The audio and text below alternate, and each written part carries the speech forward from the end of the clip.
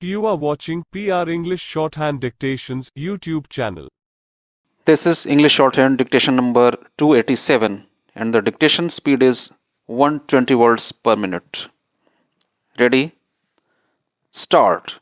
Honorable Speaker Sir, I would like to bring to the attention of this august House with a deep sense of anguish and disappointment the careless attitude of this government towards bringing the Women's Reservation Bill, which provides 33% reservation for them in the Lok Sabha.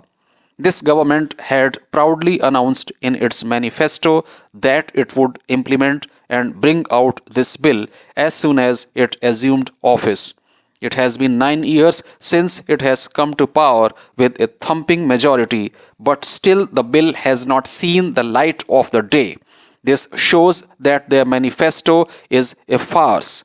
It is not that women were not empowered in this millennium era itself. They were not empowered right from the 1st century BCE, when Aristotle was teaching in his principles that women were inferior.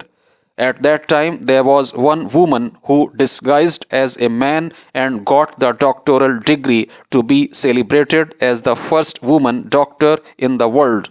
Her achievements are imprinted in history. Our Constitution also assures dignity and freedom from discrimination. Article 4 of our Constitution guarantees women equal opportunity as well as equality. So, it is high time that this bill has to see the light of the day because it has already been delayed after so many consultations. Our Prime Minister as well as all the cabinet ministers will profess about uplifting women with noble intentions of making them empowered, and if they really mean to do what they say, then it is high time that this bill should be brought to light. Honorable Sir, it is a matter of great importance as it affects the life of students. There are millions of students in this country who aspire to get into the IITs, NITs, and IIITs and other institutes of national eminence. They get into these institutes through the JEE. They get only limited chances to write this examination, namely 3 times to write the mains and twice to write the advanced JEE. The last attempt for the batch of 2020 was in this year, but there were many computer glitches during the examination, like the screen was frozen, the questions were appearing and disappearing. There were power cuts, and in fact, in some cases, the examination center was changed in the last minute, and the students were not informed in advance through SMS or email.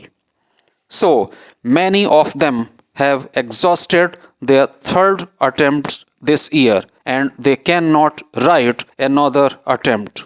I would urge the Minister of Education to advise the National Testing Agency to give an exemption for these students who appeared in the examination in 2022 to be able to write the examination in 2023, particularly the school leaving batch of 2020. We cannot let technological glitches ruin the future of aspirants who want to get into the institutes of higher education. Honorable Chairman Sir, as we know, the 99th Constitution Amendment, which was passed by this House, was struck down by the Supreme Court, as a result of which the collegium system of appointing judges continues. Recently, our law minister has been snipping at the Supreme Court and at the collegium system. We did not take the Honorable Minister seriously because he is very talkative. But a person in high office who cannot be criticized except by a substantive motion has come out to criticize the striking down of the National Judicial Appointment Commission. The government is trying to extend its power everywhere, including the judiciary. It is not finding the judiciary pliable. That is why it is using a high dignitary to run down the collegium system. At this point of time, our party believes that the collegium system should continue. It is not that it is perfect, but the collegium system of the Supreme Court is actually a bigger guarantee against the tyranny of the power by the central government.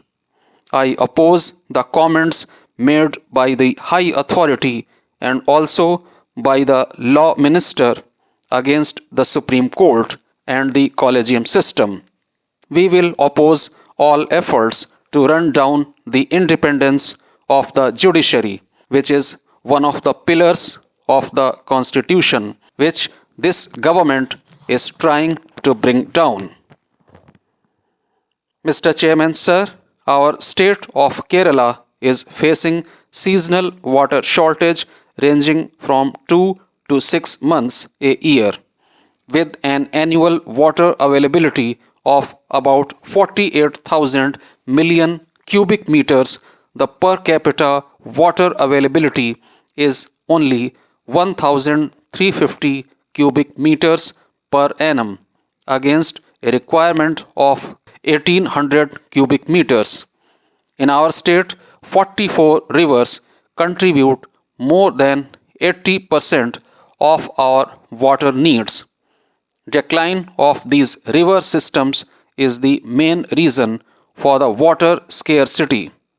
The once perennial rivers have now become seasonal, with a reduction of 60 to 100% in natural summer flow. On top of this, due to climate crisis, we are now frequently facing huge flood threats. Conserving and rejuvenating our river systems and managing them efficiently and equitably is the best possible step to ensure future water security for the state.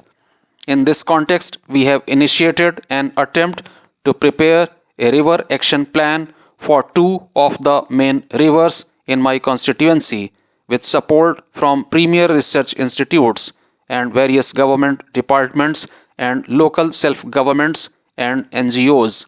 I humbly submit that the union government may provide a special package for the state of Kerala for preparing and implementing river action plans for our 44 river systems aimed at rejuvenation and efficient management of these rivers. Honorable Chairperson, sir, when a woman travels, all that she wants is safe travel, whether it is late at night or early in the morning. However, despite many efforts, the safety of women in public transport, especially on trains, has not been accomplished. They face incidents of eve-teasing or fear of sexual harassment and thus have to avoid traveling long distances. This issue of safety consequently prevents their access to public transport and to travel freely like their male counterparts. It affects the mobility choices of women.